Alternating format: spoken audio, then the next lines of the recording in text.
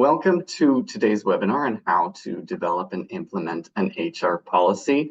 My name is Aaron Briso. I'm the project manager of training at CARC, and Victoria Schuler was going to be presenting this today, but unfortunately she's off. So I'm here today. If you do have questions throughout the webinar, please feel free to put them in the chat, put them in the Q&A. And we'll get to them near the end or kind of throughout if there's a good point where it makes sense to answer those questions. And of course, if there's anything I can't answer, we'll try and get you answers at the end of the session afterwards. So today we're going to be talking about what is an HR policy and why it's important, how to develop an HR policy, and how to align your HR policy with your values and your workplace culture, and how to implement a new policy. So all the steps from start to finish.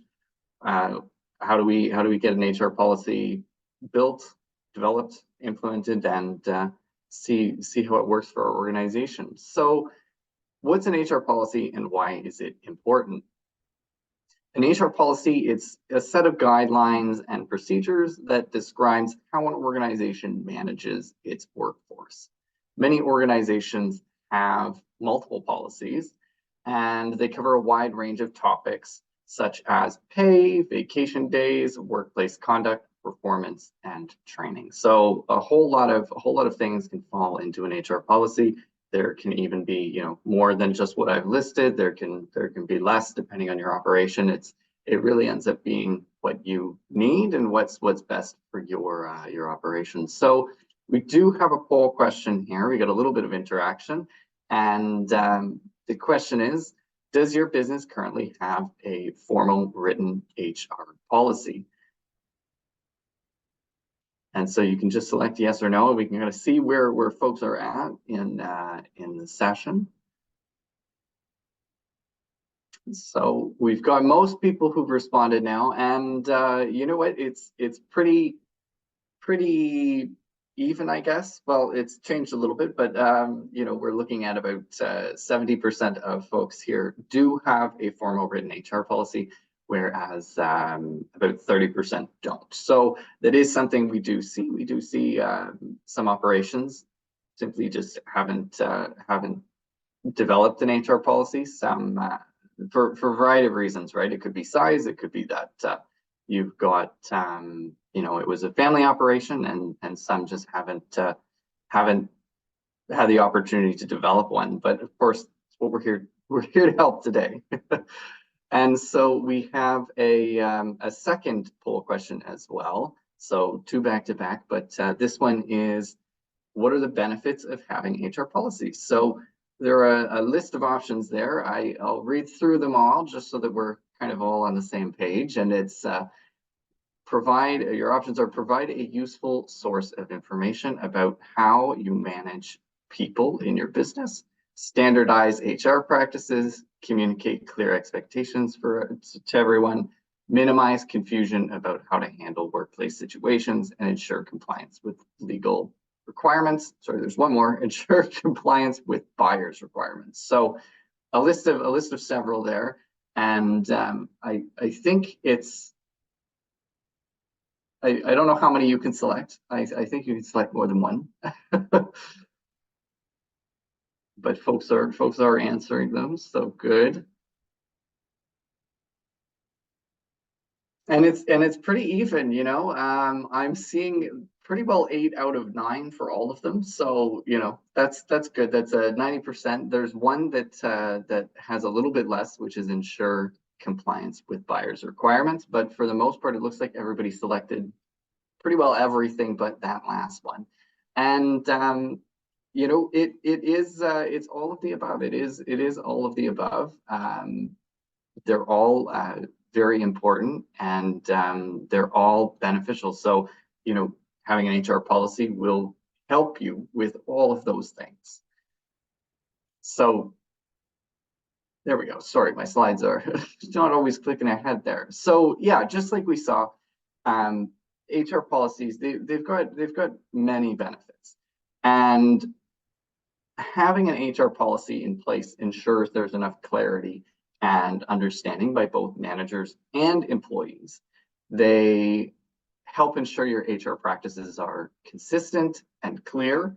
And if you have an employee handbook with all of these policies in it, many questions from the employees and sometimes even from supervisors and other folks in the organization can be answered simply by referring to that employee handbook, by referring to those HR policies. And you don't need to worry about the employees getting different answers from different managers because it's written down, it's there, it can be referenced by anyone. Anyone can go and take a look at it and say, okay, yeah, this is our policy on XYZ. So here you go, instead of, perhaps somebody maybe not making it up, but, not having the answers and providing an answer that may or may not be accurate to your policies. So, if you've got family members too working for you, they need to follow the same rules as the other employees, and having HR policies makes managing people a lot easier. It's very easy to then again point to the HR policies and say, well, this applies to everyone. And it's because the expectations are spelled out for everybody, whether they're a family member or not. And it promotes transparency within your organization and fairness in how you manage people, contributing to a more positive work environment. Everybody understands that they're all treated the same way and nobody's getting that special treatment. Another important aspect is legal compliance too. So certain HR policies are required by law. So, health and safety, for example. And for topics where specific policies are not mandated by law, it's still helpful to have something in place to help explain your processes and make sure you are still legally compliant. So some sections aren't necessarily needed, but it still helps you with other aspects of your organization.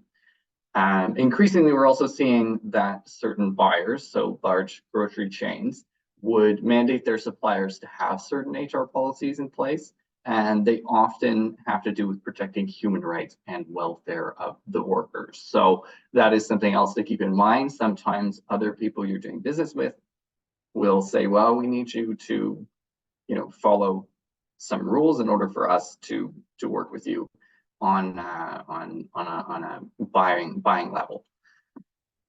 So HR policies for small businesses, a lot of operations in Canada, a lot of operations across the country. They are small businesses, they're small operations. A lot of them are family run, and those bigger ones tend to have a lot of resources to do some of this sort of stuff by themselves, whereas the smaller ones, they don't necessarily always have a dedicated HR person, and oftentimes people are wearing multiple hats too. The owner is oftentimes that person who's doing the HR for their operation.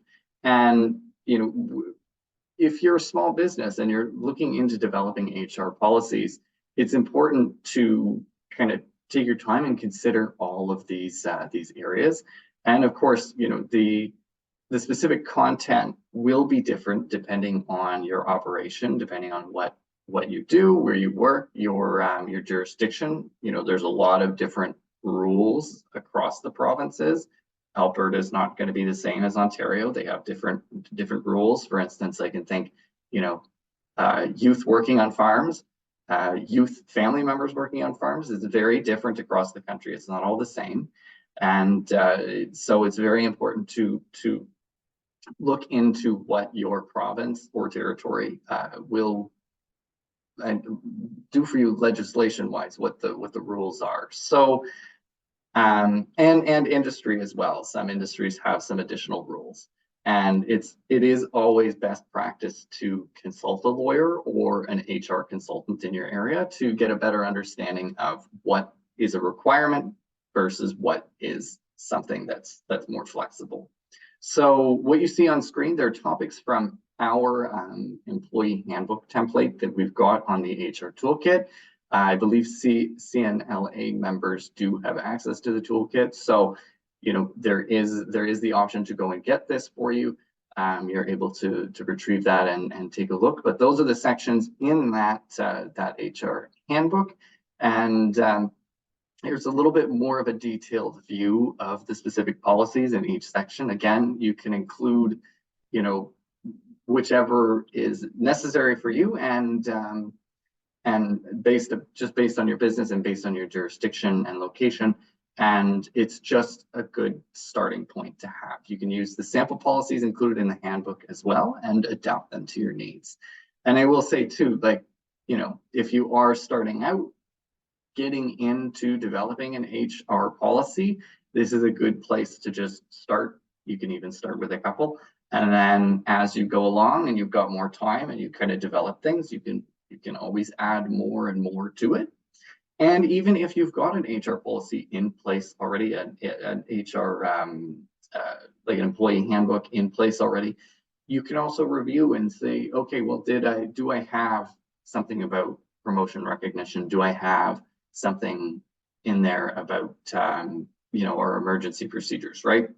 And just add it in. It's just a good kind of checklist to go back on and review. But, there are legally required policies. So some are mandatory and they need a yearly review. And these mandatory policies, they vary by jurisdiction.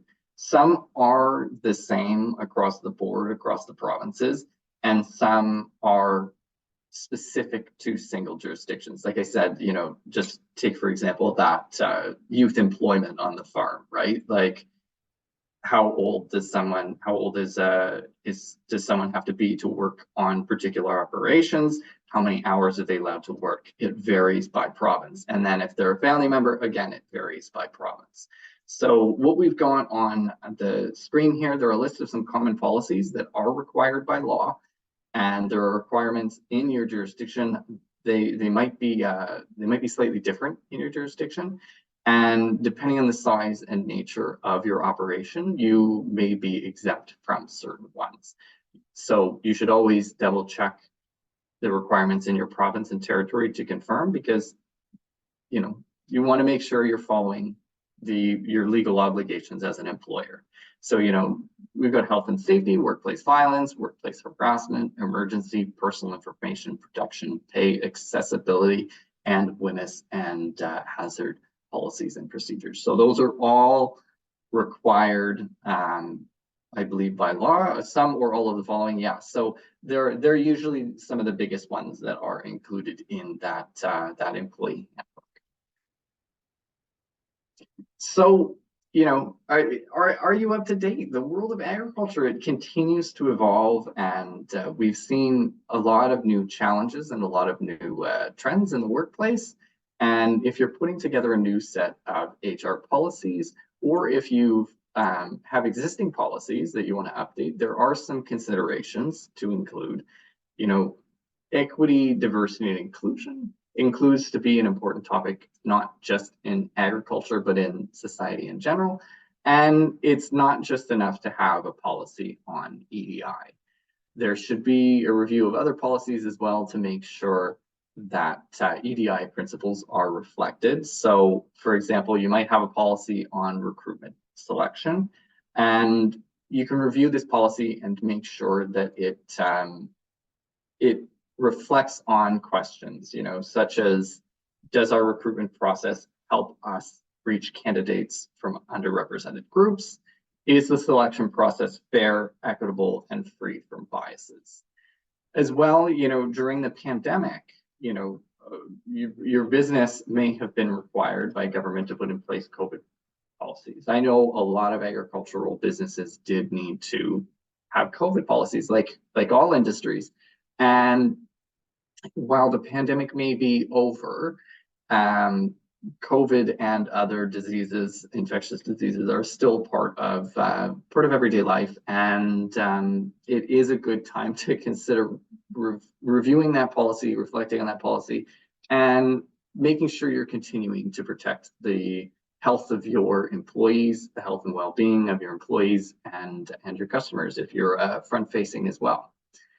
And as we've seen in recent years, some natural disasters are becoming more likely in areas where they were rare before. I think forest fires specifically, you know, there were a lot in the past year, and I think some areas got hit harder than expected, right? So, and also, you know, hurricanes and storms and just the and droughts too, right? We're seeing a lot of these things, and these natural disasters, they do have a serious impact on residents and the businesses in the area that it's in. And well, you might have emergency procedures in place for things like a fire in the barn. Do you have emergency procedures for natural disasters too? Is your business located? Is it susceptible to flooding? What about a forest fire, right? So if you have a risk management plan in place and emergency procedures in place, you'd be better prepared for such events. So it is just, again, it's something that's kind of becoming more and more important as things change across the country, across the world. So just, again, something else to keep in mind. In recent years as well, there has been a recognition of the importance of mental health too, and how it's part of our overall well-being. And, you know, there is still stigma around mental health concerns, and related policies help to destigmatize mental health and contribute to a healthy work environment. And we always see, you know, talk about how farmers are working, you know, 60, 70, 80-hour weeks, and they're working so hard and they're just burnt out and exhausted and so stressed about everything going on and trying to keep their operation afloat. And it's just very important to make sure that both your employees and yourself as an operator are continuing to be aware of mental health and make sure that your well-being and the well-being of your employees is always also considered and included in these policies and in a handbook. And lastly, the flexible work arrangements. You know, many organizations, they now offer flexible work arrangements. They might mean different work schedules, remote work, hybrid work, any sort of flexibility in work arrangements. And, you know, the situation is unique for each business and each individual, and having policies in place would just help you manage the expectations of your employees and ensure the effectiveness of such arrangements. That way you've got a plan in place, you have something there that you can, again, refer back to. So we're going to move on to section 2 here, and it's how to develop an HR policy. So how do we go about developing an HR policy? And, you know, here's another poll question. It's who do you involve in these HR policies? Is this a poll question, Owen? Sorry, maybe it's not. It is? Yes? Okay, we can put that up. Sorry, it doesn't say poll on the slide, but there's a poll question. So who do you involve? You know, everyone has a role, but match the people with their roles. Okay, this one's, I think perhaps you drag them. I'm actually not sure how this poll question works. I can't quite see it on my end. But we'll see. There should be a selection box next to each role, but yes. Well, we'll give it a shot, folks. If it's confusing or it doesn't work out, it's okay. We can try and answer them.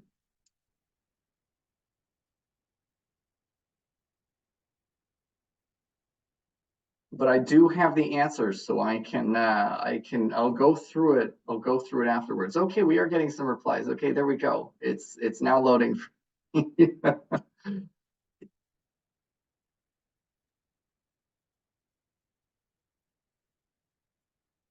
Interesting. I will say I haven't seen a poll like this. So seeing the responses on the back end is there's a lot going on there. I think we'll have to share this one to go through it with you so you can see what I see. But good, we've got a about half of folks have responded. I'll give it another second just because it is a little bit of a more complicated question.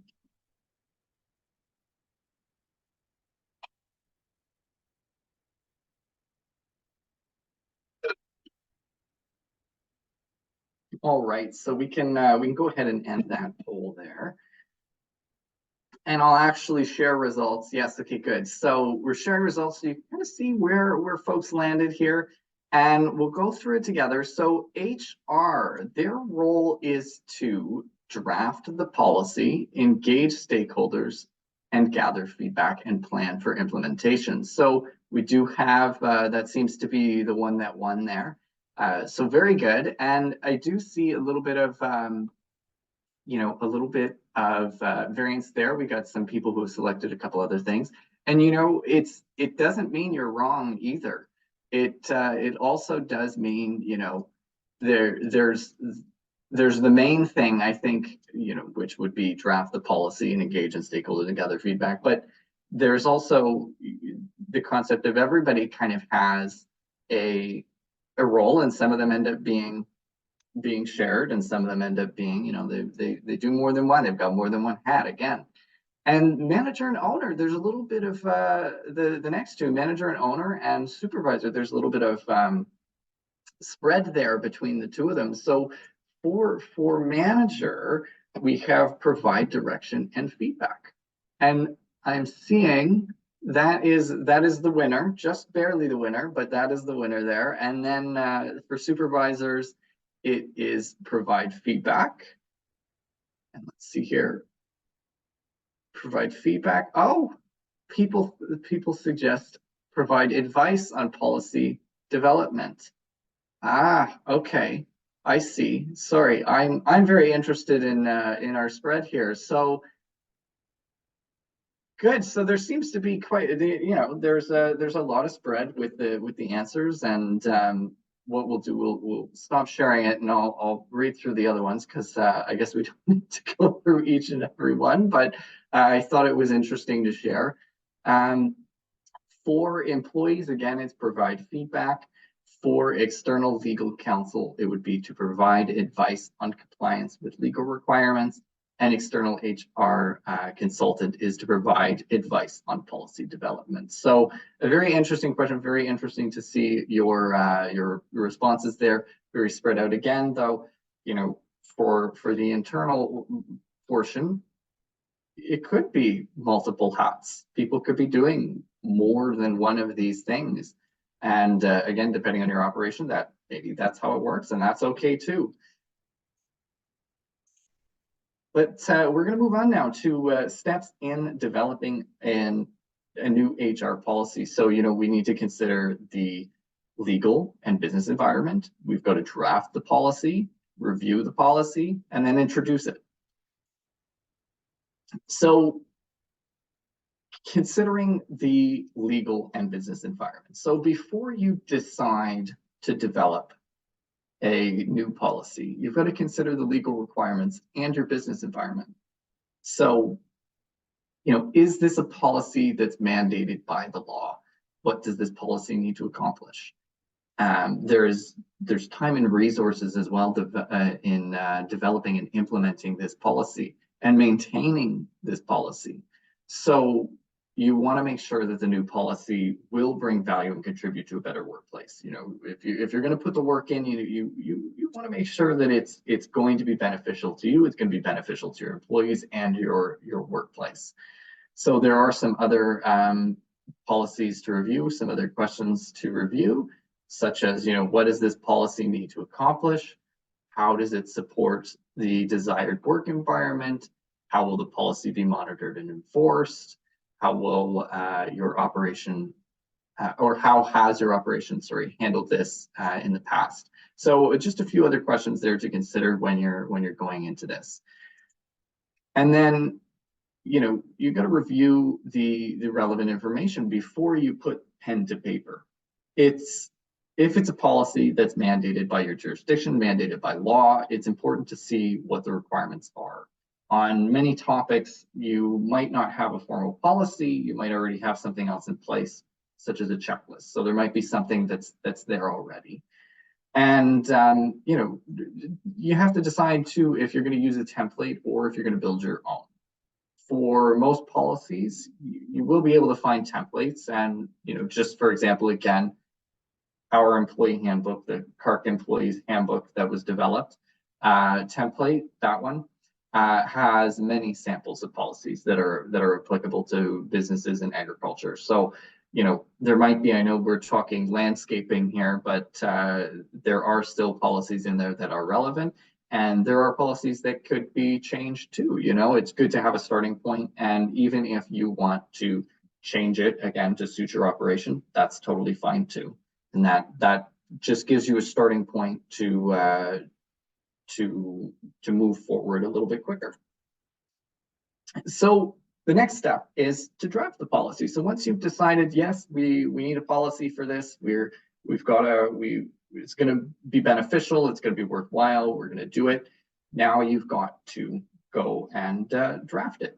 So if you've got an HR person on staff, it's would usually be them that would draft this policy.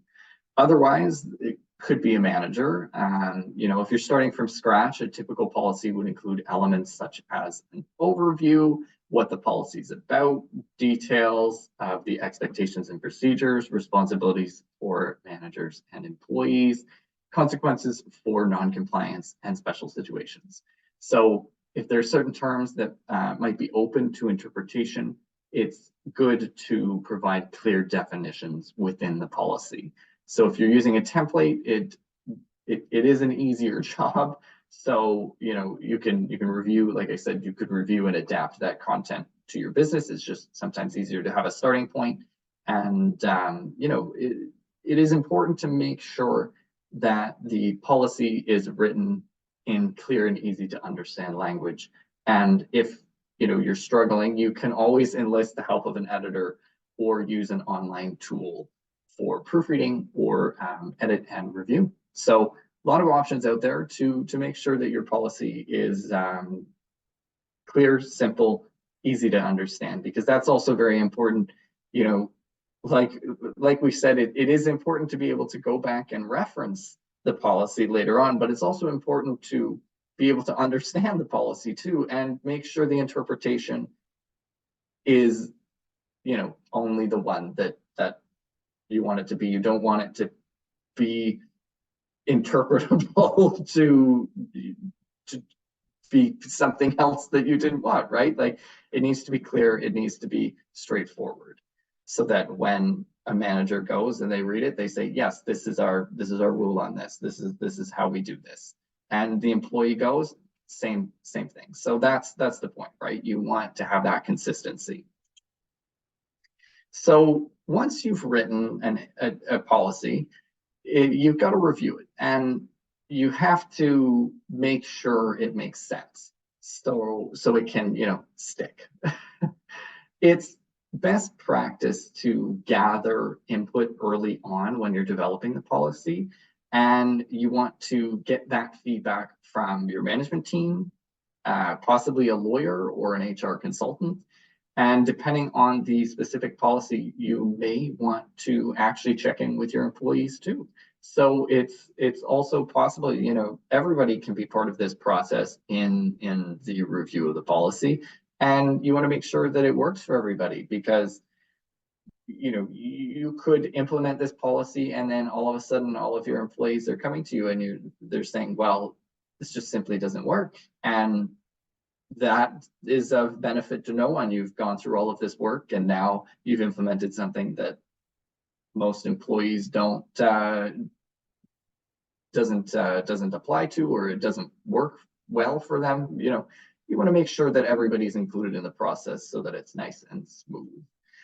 And so you then need to introduce the policy. And once you've drafted the policy based on the feedback from, you know, the managers, HR consultants or lawyer, and your employees, it's time to get it approved and then train the management team and the staff on the new policy.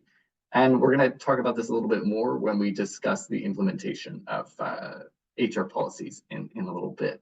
So earlier in this webinar, we mentioned our employee handbook. And, technically speaking, there is a distinction to be made between formal HR policies and the content in an employee handbook. So an HR policy is intended for HR and the management team. It needs to be comprehensive and detailed. And the intention is that it acts as a guideline for managers and HR, so they know how to apply the policy in different situations and can apply that policy consistently. Consistency is really key here, like I keep saying. And the employee handbook, it's a piece of communication that's employee facing. So it includes information that's most relevant for those employees. So in practice, we know that many small farm operations, they don't necessarily have the resources to put together and maintain comprehensive policy manuals. And having basic policies spelled out in employee handbook would be more achievable and can still be beneficial. So here's an example just of how a workplace harassment policy could be phrased differently or look different in a employee handbook. So the policy itself will include the sections that we talked about earlier, and it's meant to be used as a reference or guideline for management and HR. In the employee handbook, the content focuses on what's more important to communicate to employees, the company's commitment to a harassment-free workplace, what harassment looks like, and what to do if you witness violations. So, it's got more information directly for the employees to work at or to look at, whereas that HR policy might have more of just the guidelines for the organization and the rules for the organization. So I don't have the employee handbook up, but it is available on the HR ToolKit. If you do want to go and take a look, it offers very clear examples of policies such as this.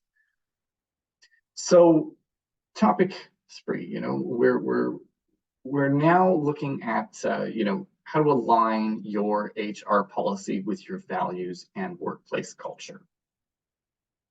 So while legal aspects of HR policies would be similar or different for similar for different businesses, it's important to realize those policies support the values of your organization. As your business grows, there might be a need for cultural change so that your teams, they can better meet the business's needs. And such cultural change might require changes or additions to the policy, right? As your organization changes, there will be changes to the policy. Sometimes it's just simply needed. And, to ensure that the alignments between your HR policies and your business values and culture follow these steps here. So, first you've got to identify your value statements. Is it about teamwork, customer service, quality, environmental stewardship? What is your value statement? What is your, what are your values as an organization? And then, you need to review the policies and identify gaps. Are there places in the policies that are conflicting with your values? Do you need to add the policies? Do you need to add policies to better support your values? And then, similar to when you're developing a new policy, you need to engage your stakeholders. You need to engage with, owner, manager, supervisors, the employees. Where do they see the gaps? What are their suggestions for improvement? It's always important, again, to engage with everybody to make sure this makes sense for us, this makes sense for you, this makes sense for the business. And lastly, we need to address the gaps by updating the policy and communicating those challenges to managers and employees. So we do have a discussion question if we want to add anything to the chat. So if equity, diversity, and inclusion is a core value for your business, how can it be reflected in HR policies? So there are some questions to consider with this. What EDI related challenges is the business facing? What opportunities exist in your HR practice? So, if you'd like, you can add something to the chat. I'll give it a minute to see if anybody does want to add anything in, and we can take a look. And if not, we can continue onwards to our next topic. But yeah, so if equity, diversity, and inclusion is a core value for your business, how can it be reflected in HR policies?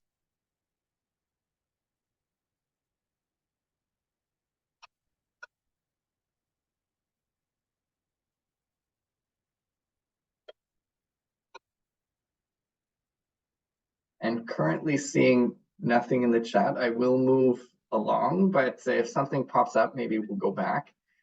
So we are moving on to implementation. So how to implement a new policy. So, these steps, they apply to situations where you're implementing a completely new policy, or when you're updating or adding content to an existing one.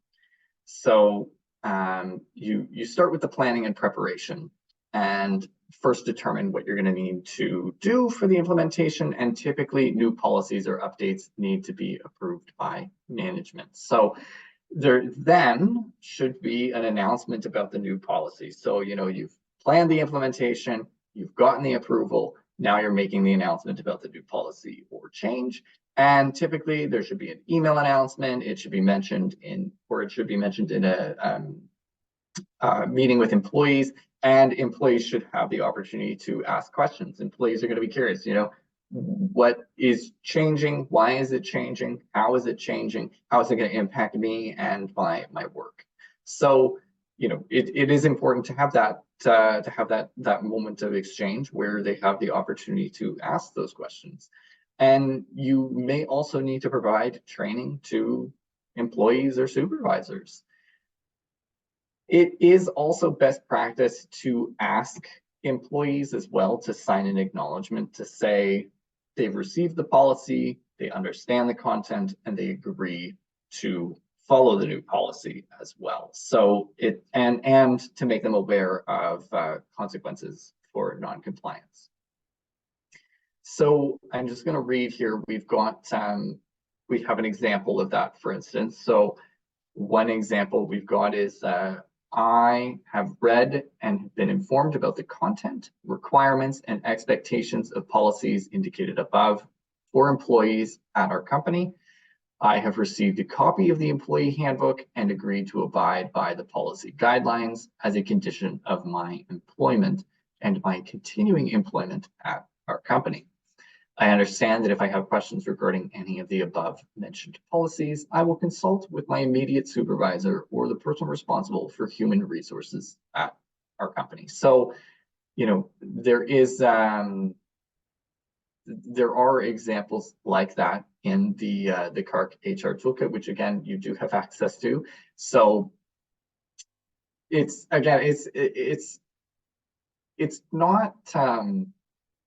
not necessarily that that statement is complicated or anything. It's just kind of a matter of it's good practice to have, and it's easier sometimes to just have something provided to you as well. So as a starting point. And then when introducing a new policy, you're also going to want to review your HR policies and identify places where the policy needs to be integrated. So again, depending on what it is, you need to figure out where all it fits in, and you need to implement. And also, I am seeing we've got something in the chat. I'm just seeing if it is about the EDI question we had. Yes, okay. And so we've got Terry Childs here, who has said, we make this statement in our handbook. strives to ensure that we are a collaborative and inclusive company where employees and clients of different genders, races, religions, nationalities, cultures, sexual orientations, languages, and abilities are welcomed and can feel comfortable, respected, and valued. So there you go. That's an example of implementing, an EDI. Let me go back to make sure, right? Let's go back. Yeah, and that's making sure again that it's a value statement, right? Like it's making sure that that EDI is reflected in HR policies. So really, really, really good example. Thank you, Terry, for putting that in there. And it's sometimes it's that easy to have a phrase and be like, this is what we stand for as an organization. This is included in our HR policies. This is included in our handbook. This is something that we strive for. So that's great. Thank you very much. And so we've gone through the steps of HR policies, but integrating the HR policies into processes. So when you're implementing new or updated HR policies, there's always there are common places to review and determine how these changes can be integrated. And you need to update materials used in the onboarding for new employees, the orientation. You need to look at training or informational sessions. They might be needed for existing employees and supervisors to ensure the policy is being implemented correctly, that they understand, again, the policy, give them another opportunity to ask those questions and get a better understanding of the policies. And if employees, if they need to be doing things differently, the policy can become a topic in performance and coaching conversations as well. And sometimes the policy might impact an existing process, which might need to be updated accordingly. So again, when we're going through all that planning and implementation phase, it's important to kind of see, like we said, what is it going to impact? And then how do we implement it into that, or change our policies, change our other policies to reflect this and to mesh with this well. If you're changing, for instance, a value statement, do your policies reflect that value? Do your policies reflect what you're standing for, right? And so, we got a couple tips here for an effective implementation. Individuals, they've got different preferences for receiving and processing information. So it's best practice to communicate these changes in multiple ways. So you can, like we said, you can send it via email, you can do it in a meeting, you can give people hard copies that they can take with them, take home, or sit down and read. You can provide training and include them in just coaching conversations. The training conversations, just sometimes people just need different methods of training for this sort of thing, and that's totally fine. It's just all you want to do is make sure everybody understands how the policies work. Everyone has an opportunity to understand how these updates work. So the policies, they also need to be easily accessible, right? So the employees, if they've got questions and they can't find the policy easily, it kind of defeats the purpose of having the policy in the first place. They need to know what they are, and they need to be able to access what they are. If they, first step for them would be, okay, well, let me go look. Let me go look at the policy, or ask, I suppose, too. And you may want to print out a hard copy or multiple hard copies, and you can keep it in the work area. You can put a PDF copy on your company website, or you can even print out posters and put them on walls in common areas. Just making sure that people have the information readily available to them. Just make it easy for them to access. And with any HR policy, there should be a predetermined schedule to review and update it. So typically the review is done on an annual basis. Whatever changes are made, they should have advanced notice associated with them. So, employees and supervisors and managers should be notified, yeah, okay, we're going to be making a change. If you don't know what it is, you say, okay, we're working on it. Or if you know what it is, here you go, like, this is what we're going to be doing. And, there should always be an acknowledgement of the change as well. It's very important to inform people when a policy has changed, preferably before they're getting in trouble, so you want to, when you make that change, you want to say, okay, we've made the change effective today, or, effective next week. This is the new policy.